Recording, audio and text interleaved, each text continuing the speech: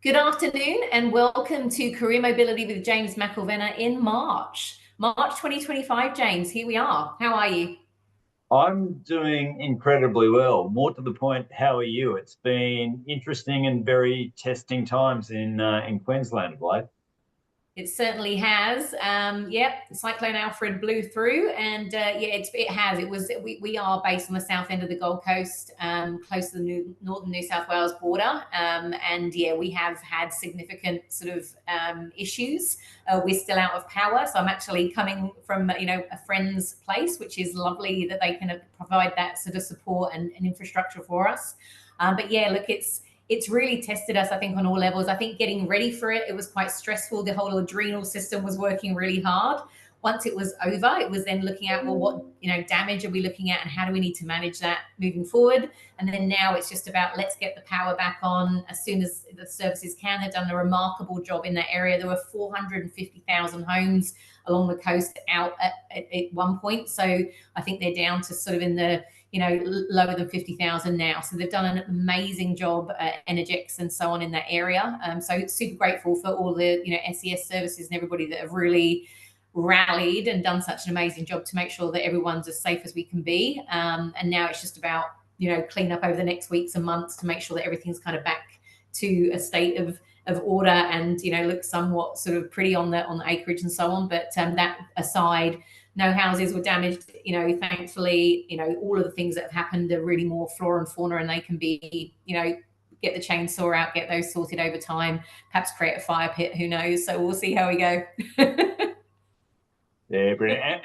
And what I take from that, and what two amazingly relevant themes for our audience, for people who are undergoing career transition, right? Which I take out of that. One is actually the power of the network and the support of friends, family, community to actually overcome what is a testing time. And Yeah. then secondly, the ability and the resilience for you to have figured out a plan and still be on and recording this today so that everyone can sort of benefit from what we've got to share. Yeah, absolutely. I popped up a message on LinkedIn today. I mean, on Facebook, you can sort of say we're safe in the cyclone. But it was really more to say, like, I'm super grateful for the little things and, washing my hair, in a hot shower. That was like, yay. Being able to just make a hot drink. I mean, I love my, sort of coffee with the coffee beans and things, but you know what? Just a hot drink was good. So it's crazy. But yeah, power, internet, those sorts of connections, and actually being able to get connected to people in your network. Like I haven't been able to do that, certainly from a social media perspective. My phone was on SOS for most of the week in Queensland. So yeah, really challenging. So connections are so important and being able to reach out. And when I did hear from people, it was just like so beautiful to know that people were aware and care and, sort of, yeah, just there to sort of offer some really lovely sort of warm thoughts. So yeah, just happy to be out the other side of it for now. As I say, once we've got power back, we can get back to some sense of normality. But yeah, very excited to have this discussion today because we've got some good things to cover.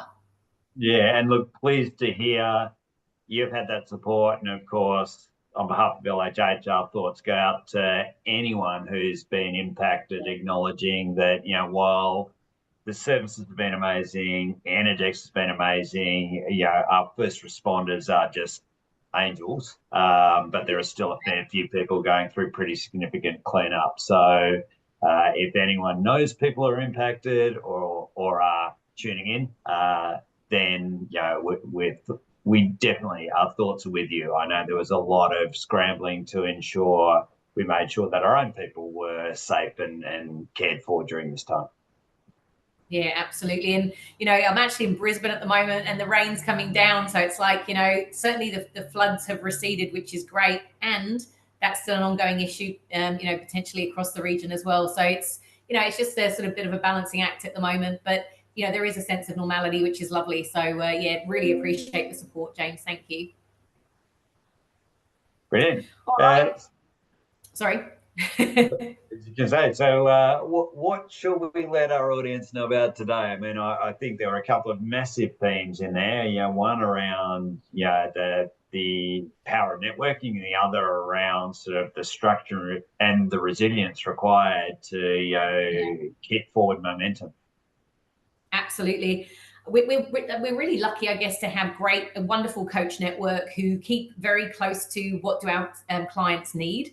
As people go through career transition, the wonderful thing is that they kind of obviously feed back to us the sorts of information that they really need that's valuable to them. And in fact, today we're going to talk about, you and I both have our backdrops on that something beautiful is coming. It really is going to be really interesting for you guys to see out in markets of what this looks like. But wellness and purpose is something that we personally hold dear to our hearts, but it's also something that's really important and a topic of interest and sometimes concern for our people that are coming through career transition. So we want to talk to that today.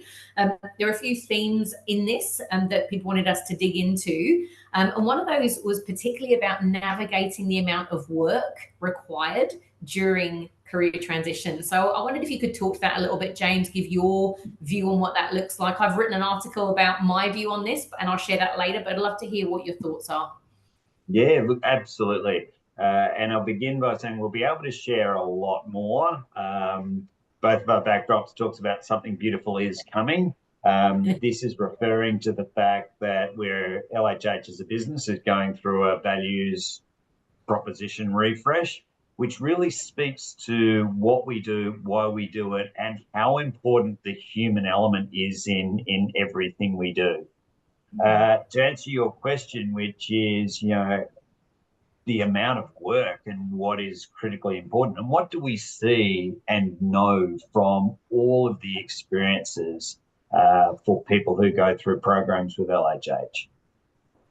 I think my number one takeaway is it's almost that feeling of I've lost structure in my day. So think about when people are employed, and think about how I work on a day-to-day basis. I normally close out my Friday, or even I try and never work on weekends, but occasionally I'll take a sneaky look at the calendar on a Sunday for what I've got coming. And I live by my calendar, right? Things are very structured in regards to I know what I'm doing. I know I've got different projects underway. I've got steering committees for various things.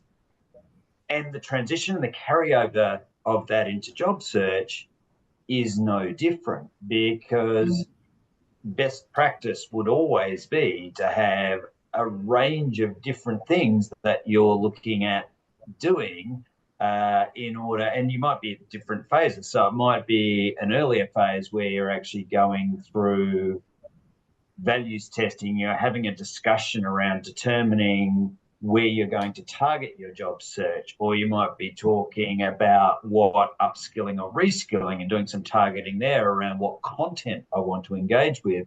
Or you might be at the phase where you're actually massively into job search, or you might have any one of those three going all at the same time.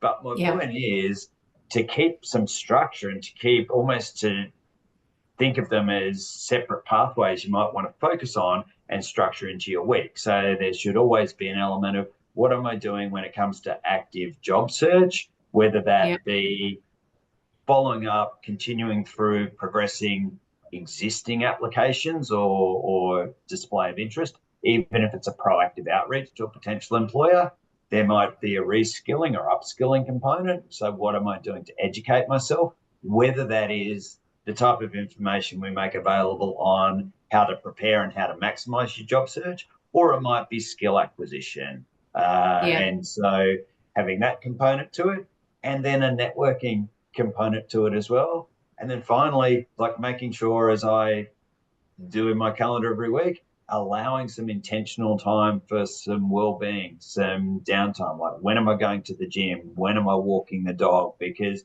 if you don't build that in, then it's very easy for that to get skipped, because it's time intensive and it's demanding. And so my point there is, if you don't have a structure, then I would suggest that would be one of the next things people listening to this get onto, is assessing what is my current structure?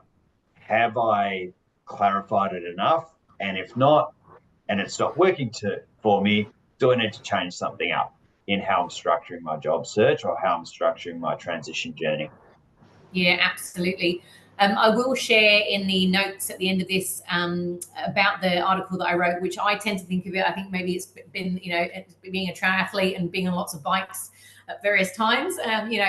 That's sort of idea of having enough happening. So, I think often people, depending on where they're at, and you mentioned that, James, sometimes they'll kind of do lots and then sometimes they'll do nothing. And there needs to be a level of consistency, I believe, in this process. One, to keep momentum and maintain it.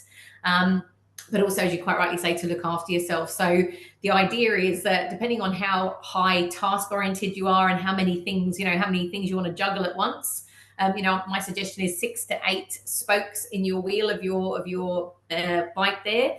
That has integrity, and 2 of those are always, whether it's 6 or 8, are always you looking after you. So it's constantly having that reminder, because even when someone calls you, or you leave a voicemail, or they listen to your voicemail, tone of voice, if you're not feeling great and you're not looking after yourself, they will hear it in a nanosecond from tonality. So everything matters in this process, particularly you, because you're the middle of the middle of the wheel, and you're the person that's actually executing this. So what I see often happens, James, and this is, when people have interviews, which obviously are seen as the pinnacle. If you're at an interview, then potentially there's that, next step into an opportunity. People will stop taking action.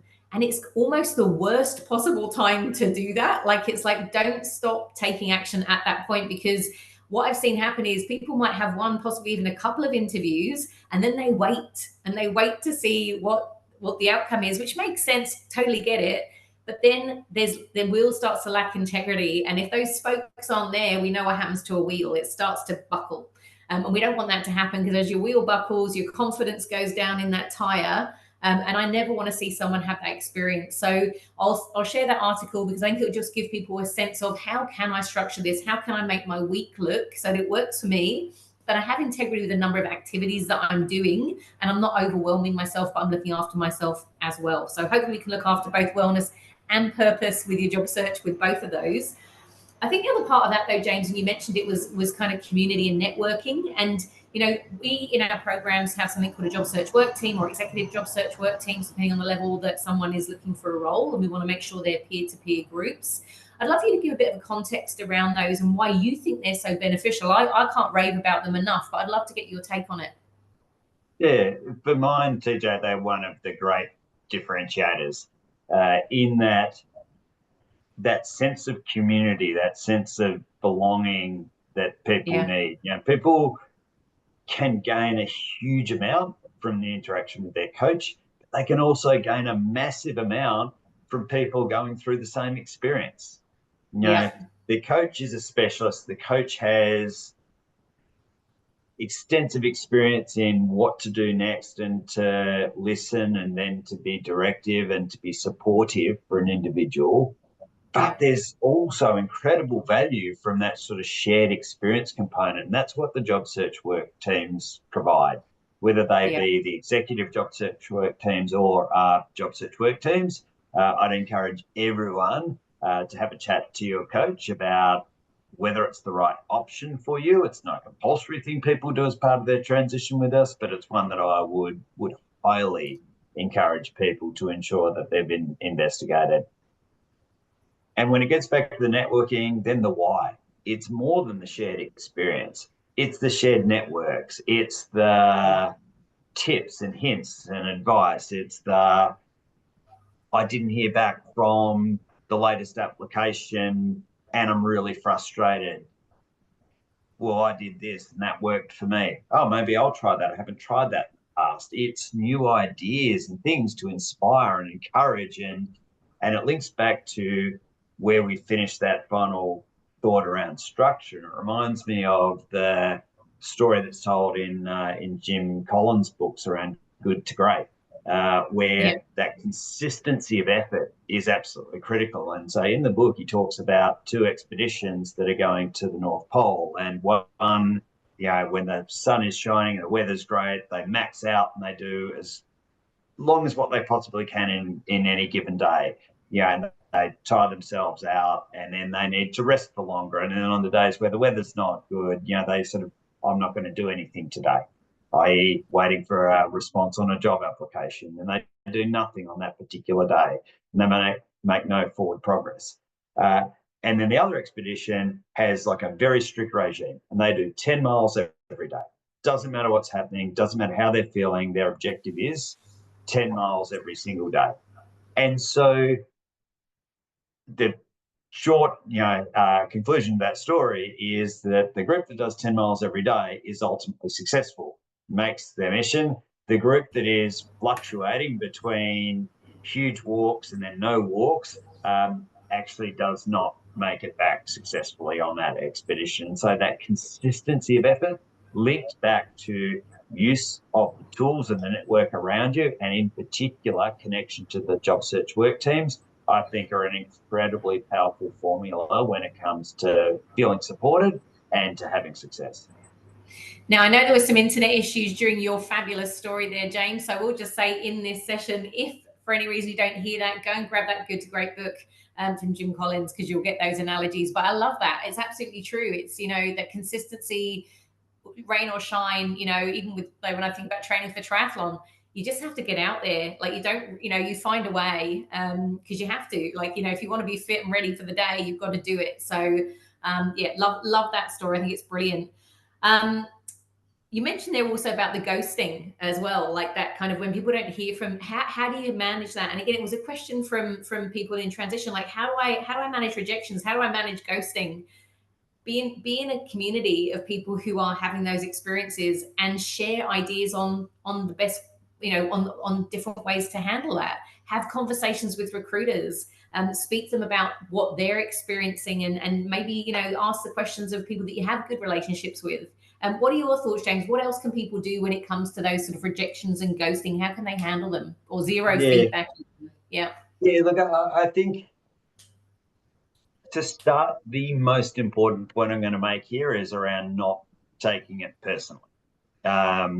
Because you and I have both worked in talent acquisition and realized that ghosting is actually often a function of either someone who has time and is ineffective in managing a recruitment process properly, and so therefore they forget about their duty of care to every candidate in the process, or which is more often the case. I think what I've just described is rare where it's down to the recruiter. What is most often the case is they're massively under-resourced. There's huge numbers of applications, despite their want and their desire to provide the level of response, the level of feedback that you rightly, as a candidate, should feel that you're owed from the effort you put into a process. It's just a matter of resource that they don't get around to doing it. So the level of personalization of taking that ghosting or taking underwhelming or not comprehensive feedback, I think is something that you almost need to take as a given and a fault for how the whole process is structured, for how people are selected into roles. There are very few, and there are a couple of standouts, but there are very few organisations that could hand on heart say, I feel absolutely at ease about the level and the nature of feedback every candidate gets if they apply for a role with us. It can feel like you're moving from your moment in the spotlight to being left out in the cold, where if you're flavour of the month, you're the best candidate in that process. They're all over you. Can you come in tomorrow? Yes, we're organising your next interview.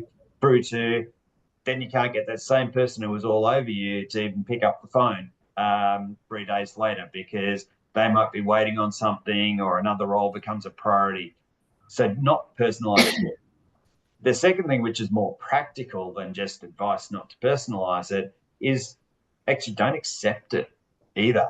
My number one tip is around being proactive and not just accepting it and saying, I mean, personally, and when I've been in job search, if I'm told I'm going to be called on Thursday afternoon with an update, I maybe won't chase them on Thursday afternoon at 5 p.m. But if I haven't heard by the Monday, I will surely hold that person accountable. And on the Monday, Yeah. I'll be like, hey, what happened? It was your advice. You set the timeline that I would find out on Thursday afternoon what's going on.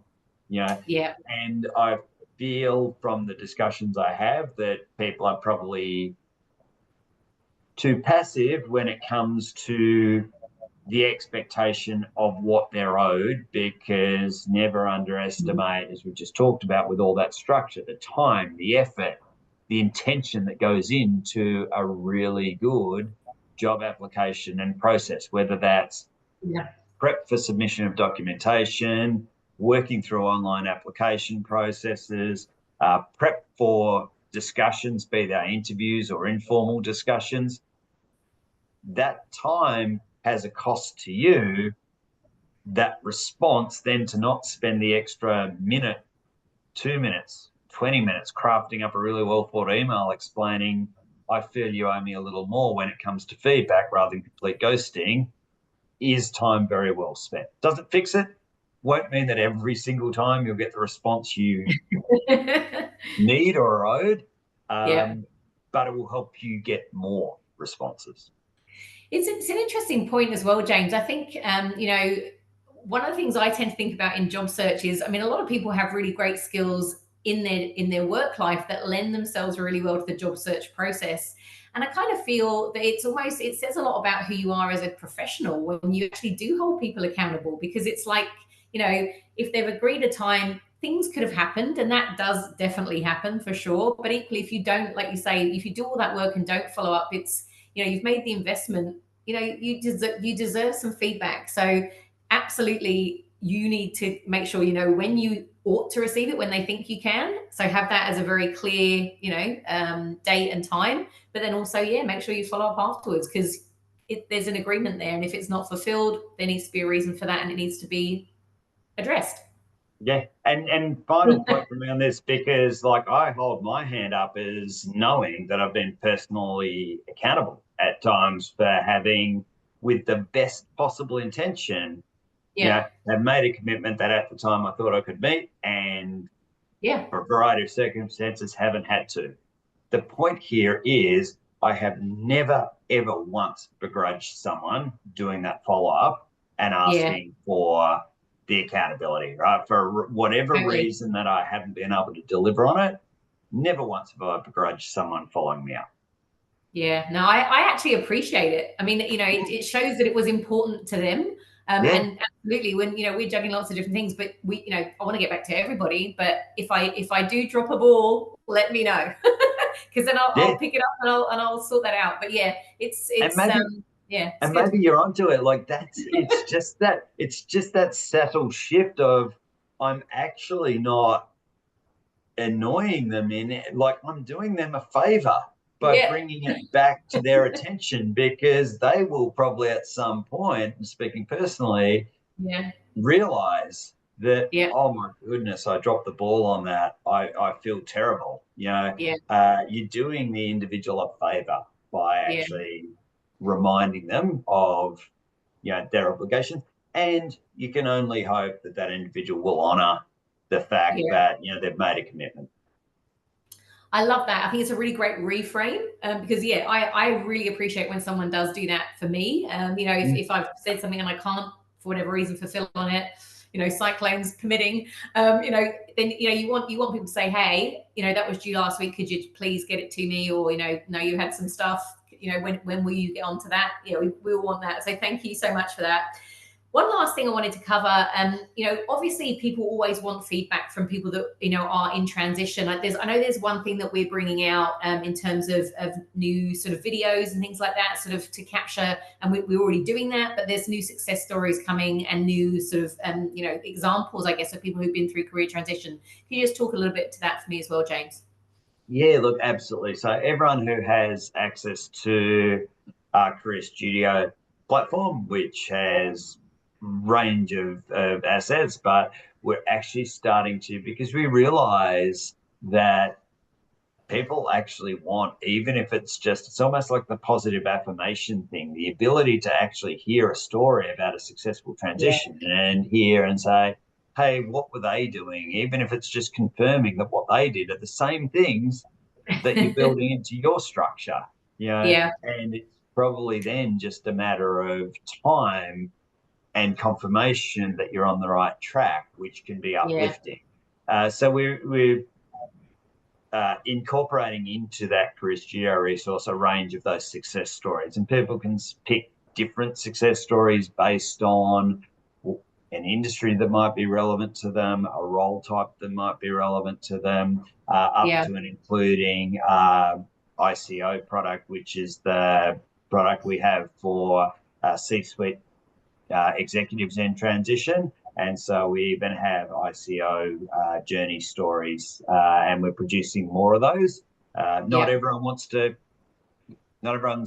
happy to jump on camera and share their story, but we're slowly but surely getting those people who are happy to share their stories in order to be able to provide that level of guidance, confirmation, and affirmation for people who would like to be able to access that type of content. Yeah, fantastic. I think the incredible thing is, James, and having been in this business like you for a long time, everyone lands. It just is timing. So it's just, keep doing the things you know to do, but keep learning. And all these resources that we've spoken about today are all ways to really kind of understand, how else could I do this? And again, like you said, it might just be that you just need to keep doing what you are doing, because actually that's going to get you the result, but it just hasn't gotten it yet. And it's just about timing. So thank you so much, as always, James. We will be back here in April to talk more about career mobility. See you then. And thank you for your resilience in making sure this could happen today, even though you're not in your normal location. It's appreciated. Thanks very much. I appreciate it. I will say caveat now, there may be a few breaks in service during this listening, but I hope you enjoy it and I hope you get a lot of value from it. Thanks so much, James. Thank you, JJ.